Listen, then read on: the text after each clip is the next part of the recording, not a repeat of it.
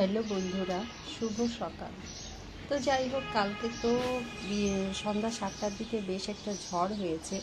তো জানতাম না এরম হবে। তো হঠাৎ করে আজকে সকালে আমি এসেছি বারান্দায়, এসে দেখি আমার টমেটো গাছটা এখান থেকে ভেঙে গেছে। আর ওই যে 3টে টমেটো, এখানেও একটা ছোট টমেটো আছে।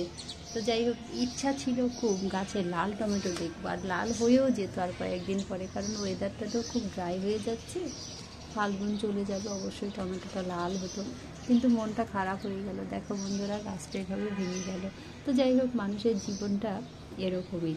আশা থাকবে হয়তো 10টা, সেখান থেকে হয়তো 5টা পূরণ হবে, কিন্তু ওই 5টার পূরণ হওয়ার আনন্দটা নিয়েই আমাদের থাকতে হবে। এমনও তো হতে পারতো আমার টমেটো গাছই হয়নি। তো যাই হোক, গাছ হয়েছিল, 3টে টমেটো দিল, এই আনন্দেই এবছরের মতো টমেটো গাছকে বিদায় দিতে হবে। তো বন্ধুরা, সবাই ভালো থেকো। আর তোমাদের সাথে তো আমি সব আপডেট শেয়ার করি, এটাও শেয়ার করলাম। মনটা একটু খারাপ, তাও এই যে দেখো টমেটোগুলো আজকেই তুলে নেব। সবাই ভালো থেকো, আমার সাথে থেকো।